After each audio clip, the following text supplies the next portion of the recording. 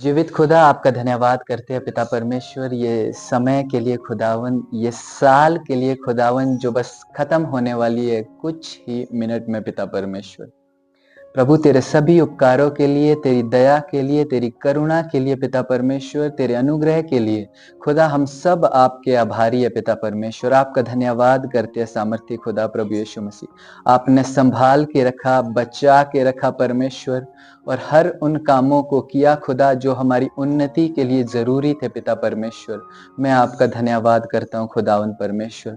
अब जो नया साल लगने वाला है खुदावन परमेश्वर, इस नए साल में आप हमारी मदद करे, सहायता करे खुदावन परमेश्वर, कि जब कभी भी हम तेरे वचन से सुने सामर्थ्य खुदा पिता परमेश्वर, तो खुदावन हम उस वचन को एक्सेप्ट करके, स्वीकार करके उसके अनुसार चलने वाले बन सके पिता परमेश्वर प्रभु यीशु मसीह। पिता परमेश्वर, मैं आज के वचन को आपके हाथों में देता हूँ सामर्थ्य खुदा। आप हम सब से बातचीत करे खुदावन। प्रभु तू बढ़ता जाए और हम घटते जाए सामर्थ्य खुदा पिता परमेश्वर, और तेरे नाम को महिमा मिलती जाए सामर्थ्य खुदा। प्रार्थना प्रभु यीशु मसीह के नाम से मांगते हैं, आमीन। व्यवस्था विवरण उसका 28वां अध्याय। यदि तू अपने परमेश्वर यहोवा की सब आज्ञाएं जो मैं आज तुझे सुनाता हूँ चौकसी से पूरी करने को चित्त लगाकर उसकी सुने, तो वो तुझे पृथ्वी की सब जाति में श्रेष्ठ करेगा। फिर अपने परमेश्वर यहोवा की सुनने के कारण ये सब आशीर्वाद तुझ पर पूरे होंगे। धन्य हो तू नगर में, धन्य हो तू खेत में, धन्य हो तेरी संतान और तेरी भूमि की उपज, और गाय और भेड़ बकरी आदि पशु के बच्चे। धन्य हो तेरी टोकरी और तेरी कटौती, धन्य हो तू भीतर आते समय और धन्य हो तू बाहर जाते समय। यहोवा ऐसा करेगा कि तेरे शत्रु जो तुझ पर चढ़ाई करेंगे वे तुझसे हार जाएंगे।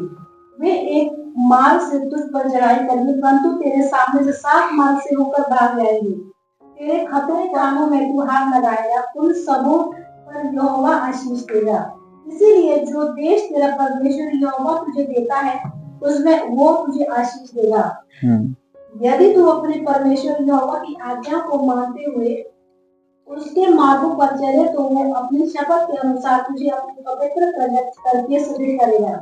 और पृथ्वी के देश देश के सब लोग यह देखकर कि तू यहोवा का कहलाता है तुझसे डर जाएंगे। और जिस देश के विषय यहोवा ने तेरे पूर्वजों से शपथ खाकर तुझे देने को कहा था, उसमें वो तेरी संतान की और भूमि की उपज की और पशु की बढ़ती करके तेरी भलाई करेगा। यहोवा तेरे लिए अपने आकाश रूपी उत्तम भंडार को खोलकर तेरी भूमि पर समय पर मेघ बरसाया करेगा और तेरे सारे कामों पर आशीष देगा। और तू बहुतेरी जाति को उधार देकर परंतु किसी से तुझे उधार ना लेना पड़ेगा। और यहोवा तुझको पूछ नहीं किंतु सिर ही ठहराएगा, और तू नीचे नहीं परंतु ऊपर ही रहेगा। यदि परमेश्वर यहोवा की आज्ञाएं जो मैं आज तुझको सुनाता हूँ तो उनके मानने से मन लगाकर चौकसी करे, और जिन वचनों की मैं आज तुझे आज्ञा देता हूँ उनमें से किसी एक दाहिने या बाएं मुड़ के पराये देवताओं के पीछे ना होले और न उसकी सेवा करे। आमीन, आमीन, हालेलुया। कितने लोगों को आशीषें चाहिए?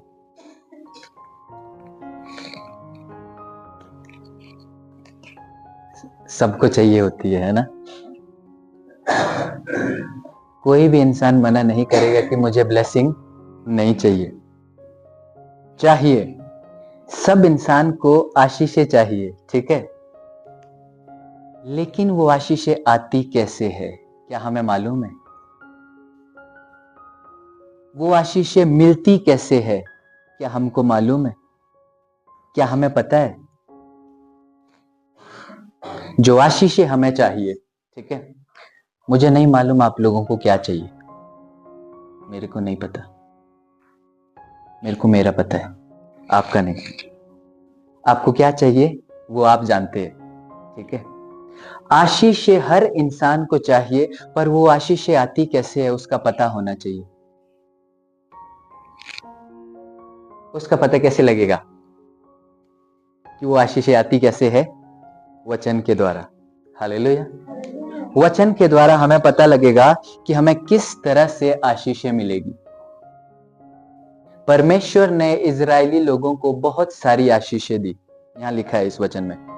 ये आशीषें सिर्फ इजरायली लोगों के लिए ही नहीं, उन सभी के लिए है जो परमेश्वर पर विश्वास करते हैं। हालेलुया। सब लोगों के लिए, एक एक आदमी के लिए जो यहोवा परमेश्वर पर विश्वास करते हैं, उन सब के लिए ये परमेश्वर की आशीषें है। लेकिन ये मिलेगी कैसे, मैं आपको बताता हूं। क्या लिखा वचन में? यदि तू अपने परमेश्वर यहोवा की सब आज्ञाएं, कितनी आज्ञाएं? प्रभु ने ये नहीं बोला कुछ आज्ञाएं। हालेलुया। प्रभु ने क्या बोला? सब आज्ञाएं, सारी आज्ञाएं मानने में, यहां देखो क्या लिखा है, सब आज्ञाएं जो मैं आज तुझे सुनाता हूं चौकसी से पूरी करने को चित्त लगाकर उसकी सुने, तो वह तुझे पृथ्वी की सब जातियों में श्रेष्ठ करेगा। हालेलुया। आगे ये चीजें क्लियर हो जाती है। सिर्फ सुनना ही नहीं है बल्कि मानना भी है उन आज्ञाओं को। क्या है? चौकसी से सुनना ही नहीं है, चौकसी इस बात की भी करनी है कि मानना भी है हमने उन आज्ञाओं को।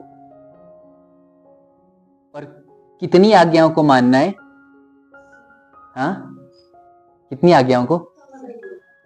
हम लोग कितनी आज्ञाओं को मानते हैं? हालेलुया। कितनी आज्ञाओं को मानते हैं हम लोग परमेश्वर की? आपको अपना पता, मुझे मेरा पता। हालेलुया। आपको अपना पता है आप कितनी आज्ञाएं मानते हैं, है ना? मुझे मेरा पता है।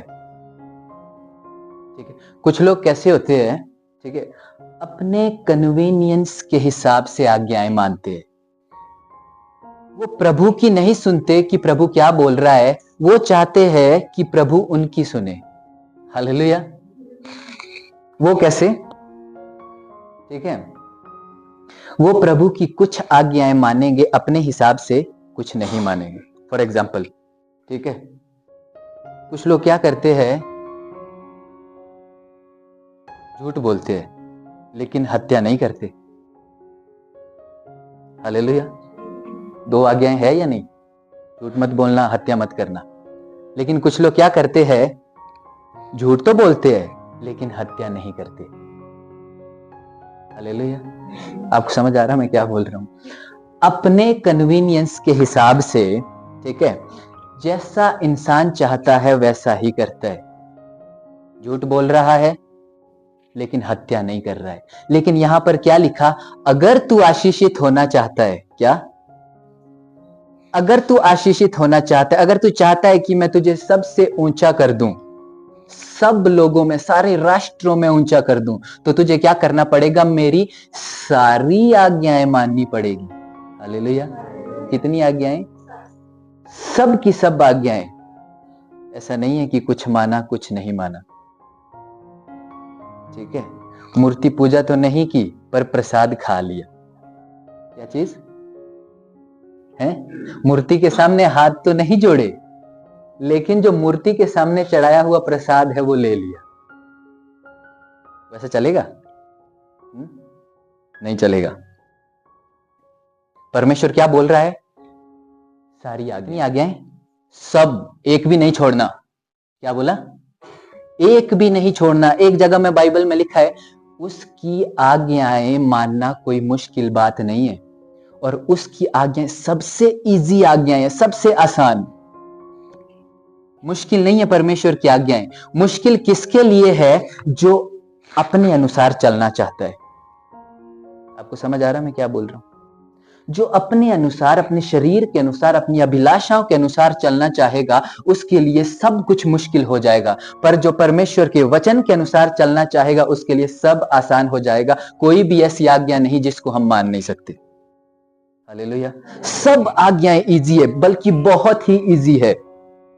आज्ञाएं ना मानना बड़ा मुश्किल की बात है, लेकिन आज्ञाएं मानना बहुत इजी है, बहुत आसान है। इजी तो है। तू मुझे छोड़ दूसरे को ईश्वर करके मत मान, तू चोरी मत करना, तू हत्या मत करना, तू लालच मत करना, तू बुराई मत करना, तू चुगली मत करना। बहुत सारी आज्ञाएं हैं। क्या ये मुश्किल है मानना? हा? क्या ये आज्ञाएं मानना मुश्किल है? नहीं है। मुश्किल किन लोगों के लिए है? जिन्होंने अपने अनुसार चलना है और उस पुराने स्वभाव में बने रहना है जो आदम से हमारे पास आया है। उस स्वभाव को नहीं पहनना जो यीशु मसीह से आता है, बल्कि पुराने ही स्वभाव को पहन के रखना। अभी भी चुगली करना, कितने लोग चुगली करते?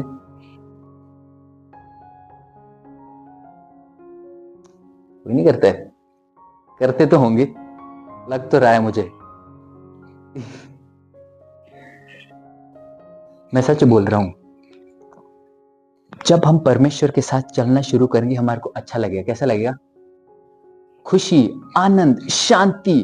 एक ऐसी खुशी, एक ऐसा आनंद, एक ऐसी शांति हमारे अंदर आएगी। वो तभी आएगी जब हम आज्ञाओं को मानना शुरू करेंगे। हालेलुया। जब तक नहीं मानेंगे वो अंदर आ ही नहीं सकती है वो चीज। हम लोग परेशान रहेंगे, डिस्टर्ब रहेंगे, शांति नहीं रहेगी अगर उसकी आज्ञाओं को नहीं मानेंगे। वचन में क्या लिखा है पता है?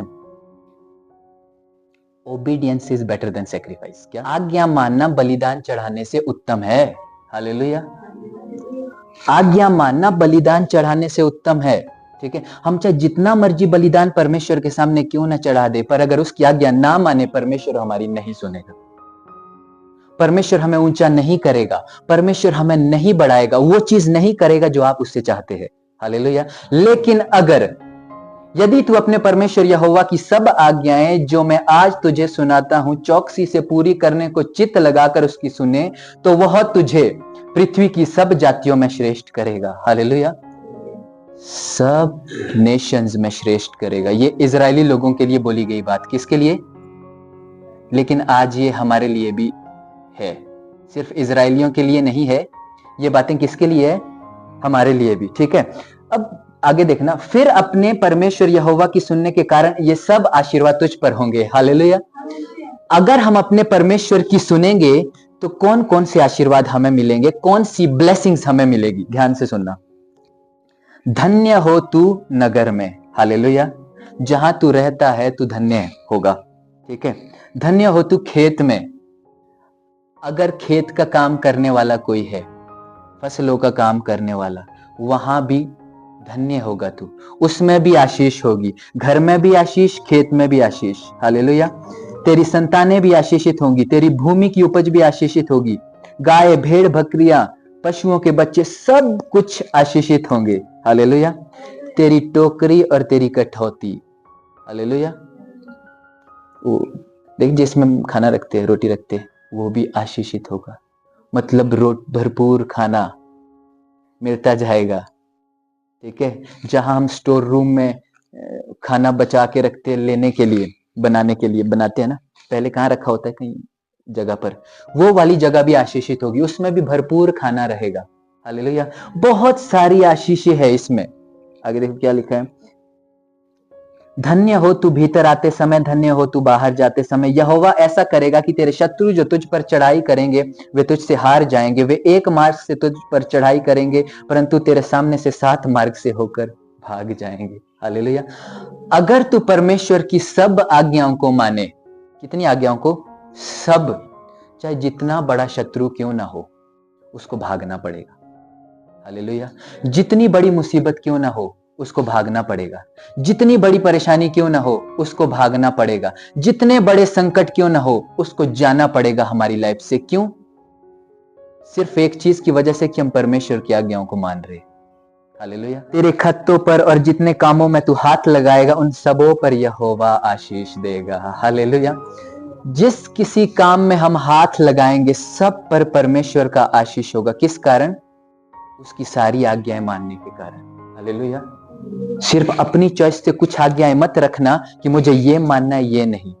अगर हम ऐसा रखेंगे तो हमारी लाइफ में क्या होगा, मैं आपको वो बताता हूं। ठीक है, कुछ आज्ञाओं को माना, कुछ को नहीं माना, तो हमारी लाइफ में क्या होगा? कोई पढ़ेगा यहोशू 11 वचन 19-20। गिबोन के निवासी हिब्बियों को छोड़ और किसी नगर के लोगों ने इस्राएल से मेल न किया, और सब नगरों को उन्होंने लड़कर जीत लिया, क्योंकि यहोवा की जो मनसा थी कि अपनी उस आज्ञा के अनुसार जो उसने मूसा को दी थी, उन पर कुछ भी दया ना करे, वरन सत्यानाश कर डाले। इस कारण उसने उनके मन को ऐसे कठोर कर दिए कि उन्होंने इस्राएलियों का सामना करके उनसे युद्ध किया। ठीक है, अभी कोई ये वचन पढ़ेगा 15 का 63, इसी का यहोशू का 15 का 63। यरूशलेम के निवासी यबूसियों की यहूदी ना निकाल सके। बस ठीक है, यरूशलेम के निवासी यबूसी लोग, उनको यहूदी लोग नहीं निकाल सके। 17 का 12-13। परंतु मनुष्य उन नगरों के निवासियों को उनमें से नहीं निकाल सके, इसलिए वे कनानी उस देश में बलपूर्वक बसेंगे। कनानी लोग बस के, उनको यरूशलेम, उनको जो है इजरायली लोग नहीं निकाल सके। कनानी देश लोग भी वहां पर उनके मध्य में बस गए। ये बहुत सारी चीजें हैं, ठीक है। अब एक वर्ष पढ़ेंगे, वो है व्यवस्था विवरण 7 का 1 से 4। व्यवस्था विवरण 7 का 1 से 4। फिर जब तेरा परमेश्वर यहोवा तुझे देश में जिसके अधिकारी होने का तू जाने पर वो पहुंचा और तेरे सामने से गिरगासी, अमोरी, कनानी, परिज्जी, हिब्बी और यबूसी नाम बहुत सी जातियों को अर्थात तुमसे बड़ी और सामर्थी 7 जातियों को निकाल दे। और तेरे परमेश्वर यहोवा उन्हें तेरे द्वारा हरा दे और तू उन पर जय प्राप्त कर ले। तब उन्हें पूरी रीति से नष्ट कर डालना, उनसे न वाचा बांधना और न उन पर दया करना। बस ठीक है। क्या लिखा है? उनको पूरी रीति से नष्ट कर डालना, उनसे न वाचा बांधना और न उन पर दया करना और न उनसे ब्याह शादी करना, ना तो अपनी बेटी उनके बेटे को ब्याह देना और ना उनकी बेटी को अपने बेटे के लिए ब्याह देना, और भी नीचे है। ये परमेश्वर ने कनान देश में पहुंचने से पहले इंस्ट्रक्शन दी थी कि क्या क्या करना है। छोड़ना मत किसी को, जितने भी लोग हैं वहां के, किसी से भी कोई भी वाचा मत बांधना। लेकिन उन्होंने क्या किया? वाचा भी बांधी, निकाला भी नहीं, अपने बीच में रहने भी दिया उनको, ठीक है। इस कारण अब क्या हो गया? कोई पढ़ेगा न्यायों 3 का 7 से 8 में क्या लिखा है? इस्राएलियों ने यहोवा की दृष्टि में बुरा किया और अपने परमेश्वर यहोवा को भूलकर बाल नाम देवताओं और अशेरा नाम देवियों की उपासना करने लगे। तब यहोवा का क्रोध इस्राएलियों पर भड़का और उसने उनको अरम के राजा कुशरीशातेम के अधीन कर दिया। सो इस्राएली 8 वर्ष तक कुशरीशातेम के अधीन रहे।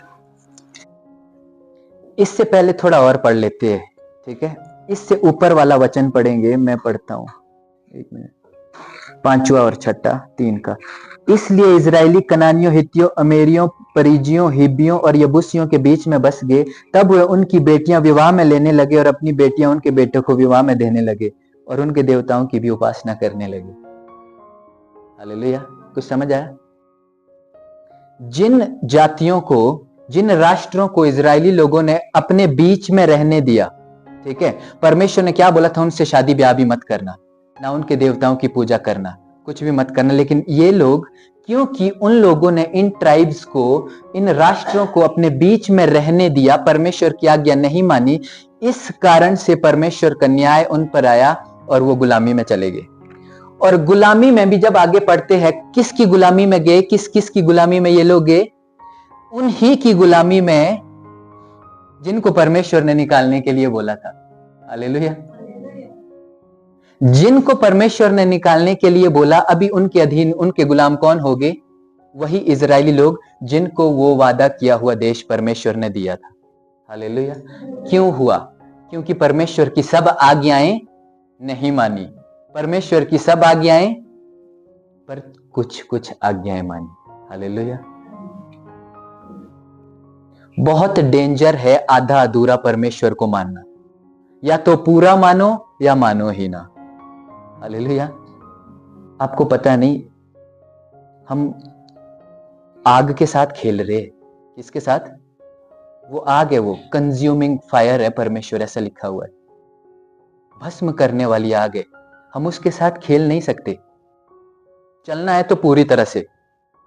कई लोग होते हैं, बहुत चालाक लोग होते हैं, कई, सच में मैं मिला हूं ऐसे लोग से। उनको प्रभु के साथ भी चलना है, देवताओं के साथ भी चलना है, इधर सब जगह, इधर उधर, ठीक है। बहुत डेंजर है, ऐसे इंसान बहुत बुरे फंसते। प्रभु भी मदद नहीं करेगा और वहां से दूसरा जिसको मान रहे हैं वो भी मदद नहीं करेगा। इसलिए एक साइड चलो, या तो पूरी तरह से नाश हो जाओ या पूरी तरह से बच जाओ। हालेलुया। बीच मझधार में नहीं रहना है, दो नाव पर पैर नहीं रखना है, एक ही नाव पर। ठीक है, एक नाव या तो पूरी तरह से बचाएगी या पूरी तरह से बिगाड़ देगी। अब हमारे ऊपर डिपेंड करता है हमने कौन सी नाव में पैर रखना है, बचाने वाली नाव में या नाश करने वाली नाव में। हालेलुया। इजरायली लोग क्या कर रहे हैं? हाँ? अपने आप को चालाक समझते हैं, हम थोड़ा थोड़ा मानेंगे बाकी नहीं मानेंगे। लेकिन परमेश्वर ने पूरी तरह से इंस्ट्रक्शन दी थी, वहां किसी को मत छोड़ना, ना वाचा बांधना, ना शादी ब्याह करना उनके साथ, कुछ भी नहीं, किसी को मत छोड़ना। ठीक है, अगर तुम ये सब चीजें करोगे तो तुम्हारे ऊपर श्राप आएगा ऑटोमेटिकली। परमेश्वर के अगेंस्ट जाएंगे, ठीक है, तो जो श्राप व्यवस्था में लिखे वो ऑटोमेटिकली हमारे ऊपर आते। इसमें ही लिखे 28वें अध्याय में आगे श्राप वचन भी है, उसको भी देखना। ये तो आशीषित वचन है, धन्य वचन है, ठीक है, जिसमें आशीष दी गई है। इसके बाद श्राप वाले वचन भी है कि अगर नहीं मानोगे, उसकी नहीं सुनोगे तो कौन कौन से श्राप हम पर ऑटोमेटिकली आएंगे। परमेश्वर नहीं डालेगा, परमेश्वर श्राप डालने वाला नहीं, परमेश्वर कर्ज करने वाला नहीं, पर क्योंकि हमने परमेश्वर की सुनी नहीं और व्यवस्था में परमेश्वर ने ये सारी चीजें लिख दी, और जो परमेश्वर ने बता दिया, लिख दिया, वो होके रहेगा। क्योंकि उसने जो एक बार बोला है, परमेश्वर अपने वचन को वापस नहीं लेता है, जो बोल दिया वो बोल दिया। हालेलुया।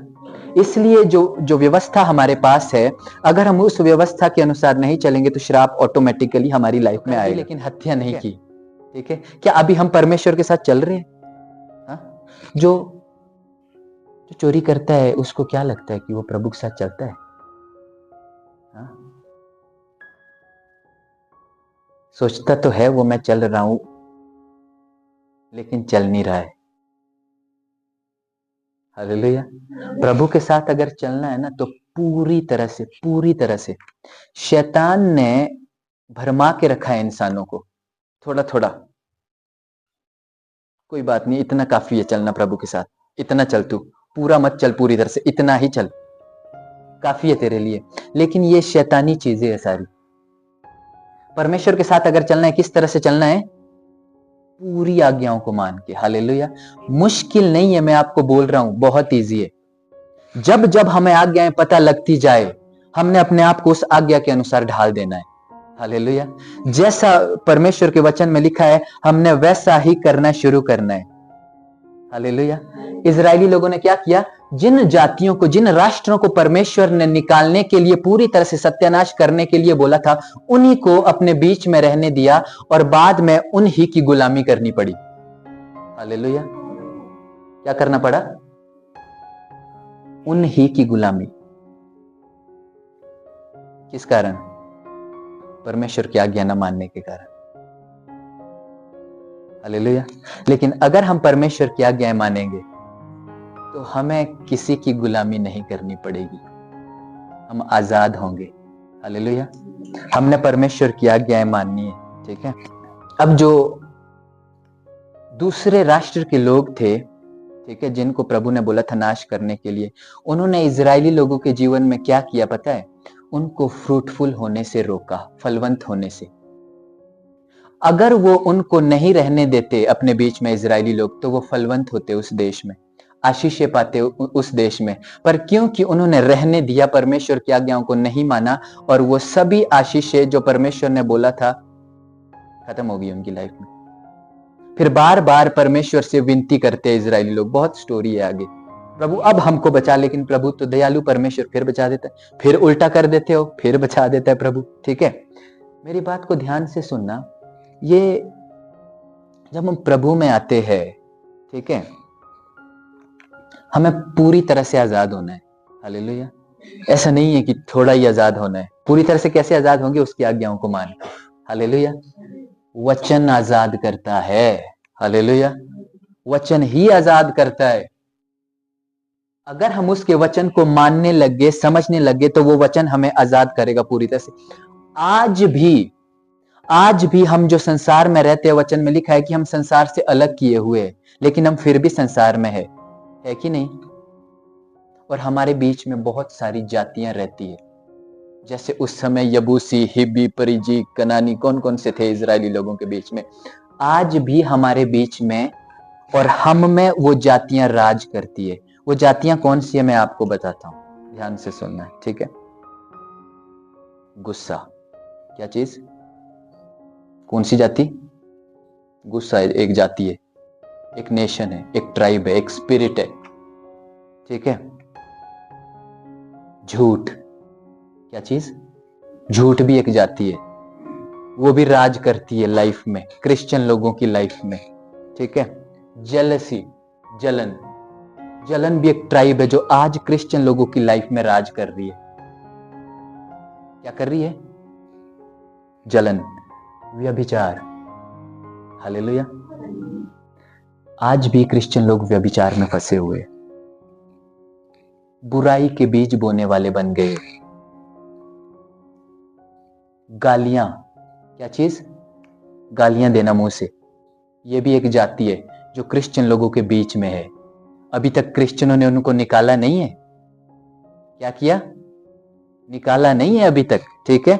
गालियां देना, कड़वाहट, झगड़ा, बैरभाव, लालच, लोभ, बदला लेना, झूठी कस्में खाना,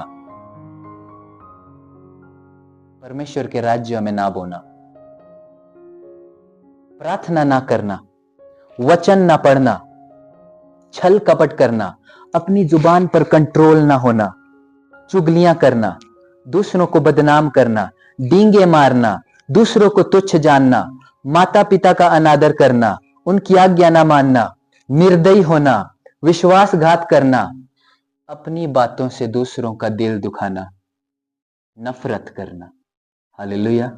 ये सब जातियां क्रिश्चियनों में राज करती है और क्रिश्चियनों ने अभी तक इन जातियों को अपनी जिंदगी से नहीं निकाला है। अगर ये जातियां आपकी लाइफ में भी है, मैं आपको बोल रहा हूं, परमेश्वर की आशीषें हमें नहीं मिल पाएगी। हमें इन जातियों को निकालना पड़ेगा अपनी लाइफ से, ठीक है। जब ये जातियां हमारी लाइफ से निकलेगी तब परमेश्वर हमें आशीष देगा। हालेलुया। ऐसे नहीं देने वाला है। अगर ये सब हमारी लाइफ में राज करेगी, हम इनके गुलाम हो जाएंगे। हालेलुया। जिस तरह से इजरायली लोग किसके गुलाम हो गए? हिब्बियों, परिज्जियों, यबूसियों। उन्होंने नहीं निकाला उन जातियों को, रहने दिया उन जातियों को। बाद में क्या हुआ? उन्होंने गुलाम बना दिया। अगर हम क्रोध को अपने जीवन में रहने देंगे, लालच को, लोभ को, झगड़े को, ईर्ष्या को, जलन को, ये सारी चीजें जो मैंने आपको बताई हुई है, एक दिन ये चीजें आपको गुलाम बना देगी और आप गुलामी में चले जाओगे। निकलना मुश्किल हो जाएगा। हालेलुया। बहुत मुश्किल। शुरुआत है साल का, क्या है? शुरुआत ही है। हमने ये सारी जातियों को अपनी लाइफ से निकालना है। हालेलुया। ये सारी जातियां हमारी हैबिट है, हमारी आदत है जो आदम से हमें मिला हुआ है। इन सभी जातियों पर हम विजय प्राप्त कर सकते हैं परमेश्वर की आत्मा के द्वारा। किसके द्वारा? परमेश्वर की आत्मा के द्वारा। एकदम से कुछ नहीं होगा, ठीक है, लेकिन ऐसा नहीं है कि कुछ नहीं हो सकता है, सब कुछ हो सकता है। हालेलुया। सब कुछ हो सकता है।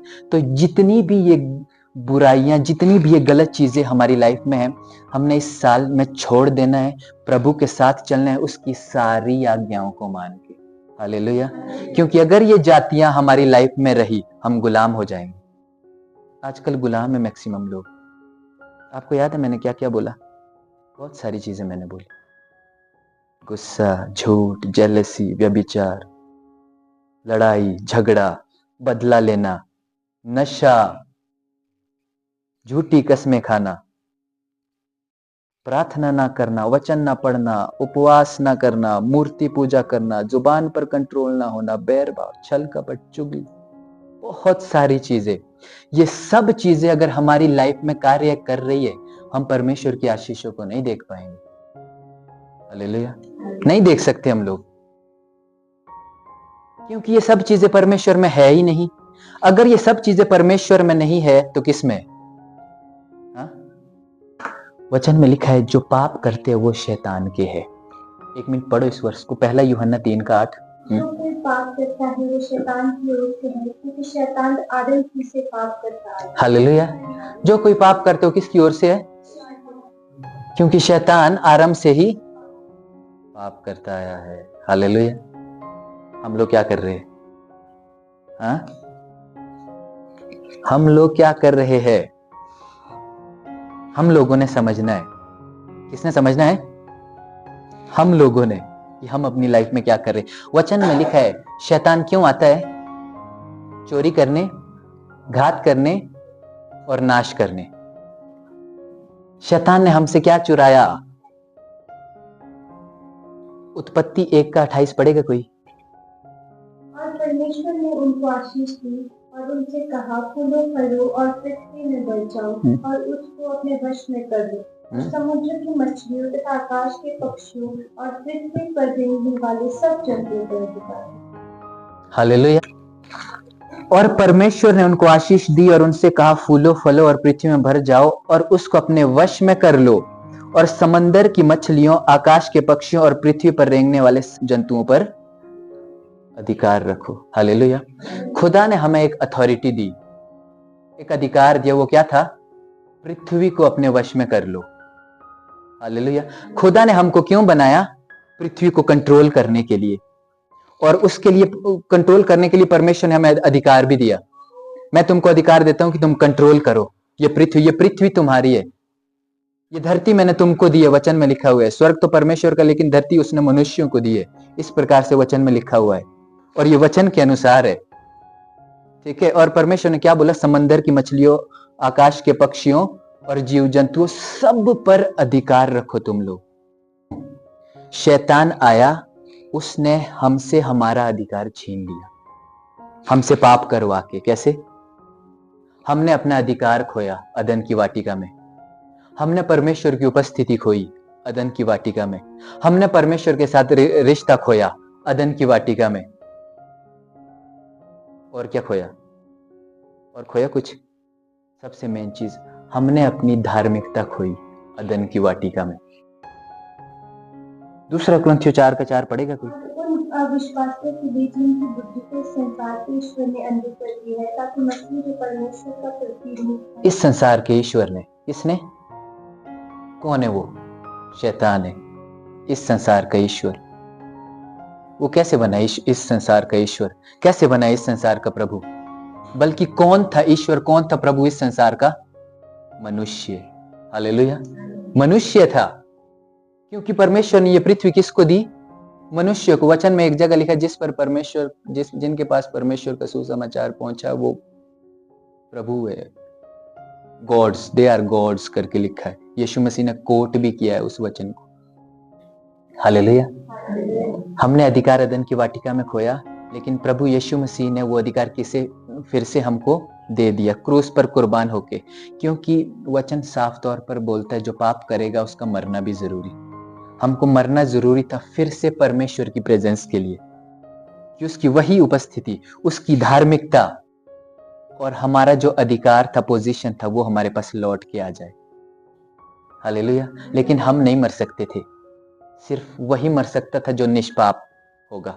इसलिए यीशु मसीह आए, क्रूस पर मारे गए, गाड़े गए और तीसरे दिन बाद मुर्दों में से जी उठे। और परमेश्वर ने वो अधिकार हमें वापस दे दिया इस पृथ्वी पर राज करने के लिए। हालेलुया। और यीशु मसीह ने क्या बोला? आकाश और पृथ्वी का सारा अधिकार किसको दिया गया है? खुद को बोला प्रभु यीशु मसीह ने, आकाश और पृथ्वी का सारा अधिकार मुझे दिया गया है। इसलिए तुम जाओ, जाति जाति के लोगों को चेला बनाओ और उन्हें पिता, पुत्र और पवित्र आत्मा के नाम से बपतिस्मा दो, और वो सब बातें, वो सब आज्ञाएं मानना सिखाओ जो मैंने तुम्हें सिखाई है। और देखो, मैं जगत के अंत तक सदैव तुम्हारे साथ। हालेलुया। पहले आदम की वजह से अधिकार गया, दूसरे आदम की वजह से अधिकार मिल गया। हालेलुया। वो अधिकार पता क्यों मिलता है? कि जब तक हम उस दूसरे आदम में ना कनेक्ट हो जाए उसके साथ, तब तक वो अधिकार नहीं मिलेगा। क्योंकि पहले जो आदम है उसमें मृत्यु है, लेकिन दूसरे आदम में अनंत जीवन है। और वो सभी अधिकार है जो परमेश्वर ने पहले मनुष्य को दे के रखा था। हालेलुया। जो अथॉरिटी हमने खोई थी वो कहां मिल रही है हम लोगों को? यीशु मसीह में। वहां जाके वो अथॉरिटी हमें मिलती है। कोई पढ़ेगा लूका 10:19? देखो मैंने तुम्हें सांपों और बिच्छुओं को रौंदने का और शत्रुओं की सारी सामर्थ पर अधिकार दिया है, और किसी वस्तु से तुम्हें कुछ हानि नहीं। हालेलुया। देखो मैंने तुम्हें क्या अधिकार दिया? सांपों और बिच्छुओं को रौंदने का और शत्रु की सारी सामर्थ पर, और किसी वस्तु से तुम्हें कोई हानि ना होगी। हालेलुया। जिस शैतान के साथ यीशु मसीह लड़ा वो पावरफुल था, वो गॉड था। क्या था? वो गॉड था इस संसार का, क्योंकि अधिकार था उसके पास। ठीक है, लेकिन हमारी लड़ाई आज उस शैतान से है जो ऑलरेडी हारा हुआ है। हालेलुया। हम उस शैतान के साथ नहीं लड़ रहे हैं जो पावरफुल था, उसके साथ हमारा परमेश्वर लड़ा और हमारे परमेश्वर ने उसको डिसआर्म्ड कर दिया, उसकी सारी पावर को खत्म कर दिया क्रूस पर कुर्बान होके। पूरी पावर, पूरा अधिकार जो उसके पास था, जो उसने चुराया था इंसान से, उसको खत्म कर दिया और फिर से वो अधिकार किसको दे दिया? इंसानों को दे दिया, आपको दे दिया, मुझे दे दिया। वो अधिकार कौन सा? बिच्छुओं और सांपों को रौंदने का।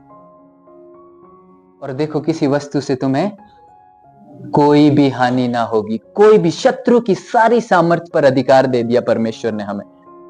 मरकुस 16 का 17-18, विश्वास करने वालों में ये चिन्ह होंगे कि मेरे नाम से किसको निकालेंगे? दुष्ट आत्माओं को, सांपों और बिच्छुओं को। किसको? नई नई भाषा बोलेंगे, सांपों को उठा लेंगे, और यदि वे प्राणनाशक वस्तुएं भी पी जाए तो भी उनकी कुछ हानि ना होगी। वे बीमारों पर हाथ रखेंगे और वे चंगे हो जाएंगे। हालेलुया। ये हमारा अधिकार है। हालेलुया। आपको समझ आ रहा मैं क्या बोल रहा हूं? हमारा अधिकार क्या है परमेश्वर में? क्या कर सकते हैं हम लोग परमेश्वर में? क्या अधिकार दे के रखा है? ध्यान से सुनना। दुष्ट आत्माओं को निकालने का, हालेलुया। शैतान के गढ़ों को खत्म करने का, शैतान की सारी सेना को निकालने का परमेश्वर ने अधिकार दे के रखा है। सांपों, अगर हम सांप उठाएंगे और यदि प्राणनाशक वस्तुएं भी पी जाए तो अभी हमको कुछ हानि ना होगी। हमने अपने अधिकारों को पहचानना है। अगर हम परमेश्वर में है, हमें मालूम होना चाहिए कि जो अधिकार हमने अदन की वाटिका में खोया था, अब वही सेम अधिकार हमारे पास आ गया है यीशु मसीह के द्वारा। हालेलुया। अब हम सब कुछ कर सकते हैं जो हम नहीं कर सकते थे। हम इन ट्राइबों को निकालना बहुत मुश्किल था हमारी लाइफ से, ठीक है। लेकिन अब जब सारा अधिकार परमेश्वर ने हमें दिया है, शैतान को हरा दिया है, जो मैंने आपके पास बोला, ये झूठ, जेलसी, व्यभिचार, सारी चीजें, नशा छोड़ना, सब चीजें, अब हम इजीली इसको छोड़ सकते हैं। क्यों छोड़ सकते हैं? क्योंकि हम अभी अधिकार वाले लोग हैं। हालेलुया। अधिकार वाले लोग हैं। परमेश्वर ने सारा अधिकार हमें दे के रखा है। विश्वासियों में चिन्ह होंगे ये कि वो दुष्ट आत्माओं को निकालेंगे, नई नई भाषाएं बोलेंगे, लोग बीमारों पर हाथ रखेंगे और वो चंगे हो जाएंगे। हालेलुया। ये चिन्ह किसमें होंगे? विश्वासियों में। इसका मतलब ये नहीं कि जो ऐसा नहीं कर रहे वो विश्वासी नहीं है, ठीक है, लेकिन ये चिन्ह हम सब में होने चाहिए। हालेलुया। अगर ये चिन्ह हमसे प्रकट नहीं हो रहे, इसका मतलब कहीं ना कहीं कुछ प्रॉब्लम है। हम परमेश्वर के राज्य में कुछ नहीं कर रहे हैं। हमें मालूम ही नहीं कि खुदा में हमारा अधिकार क्या है। हम लोग क्या है? परमेश्वर के पुत्र और पुत्रियां, ठीक है। वचन में लिखा है कि ये पूरी सृष्टि इस आशा में लगी हुई है कि कब परमेश्वर के पुत्र प्रकट होंगे। रोमियो में लिखा हुआ है। हालेलुया। मैं आपको बोल रहा हूं, आज वो समय है जब परमेश्वर के पुत्र प्रकट होंगे। हालेलुया। ये वो समय जब परमेश्वर के पुत्र प्रकट होंगे धरती पर। हम सब है वो परमेश्वर के पुत्र, कोई और नहीं है। हम सब है परमेश्वर के पुत्र, और परमेश्वर के पुत्रों के पास वो सारा अधिकार है जो यीशु मसीह के पास है, सिवाय परमेश्वरत्व के। हालेलुया। अपने आप को परमेश्वर मत समझ जाना, कैपिटल GOD वाला, स्मॉल GOD वाला समझ सकते हैं, ठीक है। क्योंकि हम अनंत काल के लिए जिएंगे परमेश्वर के साथ। हमारी विरासत है ये। हालेलुया। कितनों को समझ आ रहा है? हम जितने भी यहां पर है, हम साधारण लोग नहीं। जिसको लगता है कि वो सिंपल है, सिर्फ इसलिए चर्च में आया है कि बस हमको चर्च में जाना है, चर्च की एक्टिविटीज में भाग लेना है, जो कुछ चर्च में बोला जाता है वो करना है, आपको कुछ फायदा नहीं होगा। आप साधारण लोग नहीं, आप परमेश्वर की निज प्रजा हो, चुने हुए लोग, उसके पुत्र है, उसकी पुत्रियां हैं। और अगर है हम उसके पुत्र और पुत्रियां हैं तो हम वो सब कुछ कर सकते हैं जो अधिकार परमेश्वर ने हमें दिया हो। हमने अपने अधिकारों को पहचानना है, समझना है कि खुदा ने हमें क्या अधिकार दे के रखा है। जो अधिकार खोया था वो वापस मिल गया है। इसको समझो, उस अधिकार को, ठीक है। उस पर काम करना शुरू करो, परमेश्वर के लिए कुछ करना शुरू करो, सुसमाचार का प्रचार करना शुरू करो, ठीक है। वो सब चीजें, दूसरों के लिए प्रेयर करना शुरू करो, बीमारों के लिए प्रेयर करना शुरू करो, प्रकट हो जाएगी चीजें। हालेलुया। जब हम ये सब चीजें करेंगे तो चिन्ह प्रकट होंगे। परमेश्वर हमारे द्वारा चंगा करेगा, छुड़ाएगा, बचाएगा लोगों को। पास्टर का ही सारा काम नहीं है, आप लोगों का भी, हम सब मिला के चर्च है। हालेलुया। मुझे नहीं मालूम, क्या पता कौन आने वाले दिनों में सेवक बन जाए। हालेलुया। परमेश्वर की सेवकाई कर रहे, वो भी बहुत खतरनाक तरीके से, लेकिन वो कब होगा? जब हम परमेश्वर की सारी आज्ञाएं माने। हालेलुया। कितनी आज्ञाएं? सारी। ऐसी नहीं, आधी अधूरी वाली नहीं, सारी आज्ञाएं मानने के लिए बाइबल पढ़ना पड़ेगा, देखना पड़ेगा कौन कौन सी आज्ञाएं परमेश्वर ने बोला हुआ है और वो मानना पड़ेगा। ये जो 2025 की शुरुआत है वो प्रभु के वचन के साथ हो, प्रभु के वचन के साथ करें हम, ठीक। उसको समझे, उसको मानने की कोशिश करें। मुझे नहीं पता आप कितना समझ पा रहे हैं परमेश्वर के वचन को, कितना अंडरस्टैंड कर पा रहे, कितना आपके हृदय में ये वचन जा रहा है। एक बात को ध्यान से सुनना, ठीक है। परमेश्वर ने हमें वो सेम अधिकार वापस दे दिया है जो हमने अदन की वाटिका में खोया था। हालेलुया। हम लोग राजा की संतान है, हम लोग राजा है आने वाले दिनों के। हम लोग परमेश्वर के साथ राज करेंगे। तो ये मत सोचना कि हम लोग सिंपल है, ऑर्डिनरी, साधारण लोग हैं। नहीं, हम लोग साधारण नहीं है। और वो क्यों नहीं है? क्योंकि जब हम चलते हैं तब स्वर्ग चलता है। हालेलुया। कुछ समझ आ रहा मैं क्या बोल रहा हूं? जब हम चलते, हम अकेले नहीं चलते, हम स्वर्ग को लेके चल रहे हैं। चलते फिरते मंदिर है हम परमेश्वर के, परमेश्वर की प्रेजेंस हम में, जहां कहीं उसकी उपस्थिति वहां स्वर्ग है, वो जगह ही स्वर्ग है। हम जब चलते, हम स्वर्ग को लेके चल रहे हैं। हम लोग राजदूत लोग हैं परमेश्वर के राज्यों के, परमेश्वर के बारे में बताने वाले लोगों को। हमने अपने काम को समझना है, हमारा प्रभु में क्या काम है, ठीक है। और अगर हम में अभी भी कोई बुराई है, कोई ऐसी आदतें हैं जो सही नहीं है हमारी लाइफ के लिए, और इस 2025 में वो बहुत परेशानी कर सकती है हमारे लिए, तो आज अभी ये वो समय है जब हमने वो सारी चीजें छोड़नी है प्रेयर के द्वारा, कि प्रभु ये सारी चीजों को मैं छोड़ना चाहता हूँ। क्योंकि जब हम दीनता और नम्रता के साथ परमेश्वर की उपस्थिति में आते हैं, उससे कुछ मांगते हैं, वो दे देता है। वचन में लिखा है, मांगोगे तो, शक मत करना कि नहीं देगा, देगा, देता है वो, ठीक है। अगर हमारी लाइफ सही नहीं, प्रभु को बोलना, प्रभु मेरी लाइफ को सही कर। हमसे यीशु मसीह दिखना चाहिए लोगों को, ऐसा नहीं कि हमसे कोई और दिख रहा है। लोगों को मालूम होना चाहिए कि जब हम चले, ये यीशु मसीह का बच्चा चल रहा है। कैसे मालूम होगा? जब हमारा चाल चलन, जब हमारा बोल सही होगा, जब हम सही बोलेंगे, कुछ उल्टी सीधी बातें नहीं करेंगे, परमेश्वर के वचन से ही बातें करेंगे। आज के बाद एक चीज शुरू करना, जब कभी भी बोलो, वचन से ही बोलो, वचन ही बोलो। हालेलुया। तो ये शुरुआत कैसी होनी चाहिए 2025 वाली? सारी जातियों को निकाल देना है ताकि गुलामी में न जा सको। हालेलुया। क्योंकि शैतान तैयार है, फाड़ खाने के लिए तैयार है, शेर की तरह, ठीक है। ढूंढ रहा है वो विश्वास। शैतान विश्वासियों के ज्यादा पीछे नहीं हो, किसके पीछे है? विश्वासी लोगों के। उसको मालूम है इसमें हेवन चल रहा है। क्या है? जब ये चल रहा है स्वर्ग, उसको दिक्कत होती है ये देख के, ये स्वर्ग के राज्य का वारिस है, क्योंकि वो नहीं है ना, और उसको हरा भी दिया है, उसका अधिकार भी वापस ले लिया है। पूरी तरह से प्रभु ने उसी का नाश कर दिया है, शैतान का ही। और अब वो बौखलाया हुआ, मैं कितने लोगों को भरमाऊं, कितने लोगों को बर्बाद कर दूं, मैं परमेश्वर से अलग कर दूं मैं। लेकिन आज हमारे लिए वो समय है जब हमने अपने आप को परमेश्वर को सौंपना है पूरी तरह से, और सारी इम्प्यूरिटीज, सब कुछ जो गलत आदतें हैं, जो कुछ भी है, उसको परमेश्वर के सामने रखना है, ताकि परमेश्वर, ये जो दृढ़ गढ़ बोलते हैं, इनको दृढ़ गढ़ होते हैं, इनको हमारी लाइफ से खत्म कर दे। हालेलुया। परमेश्वर की सब आज्ञाओं को मानना शुरू करना। प्रभु आप लोगों को आशीष करे।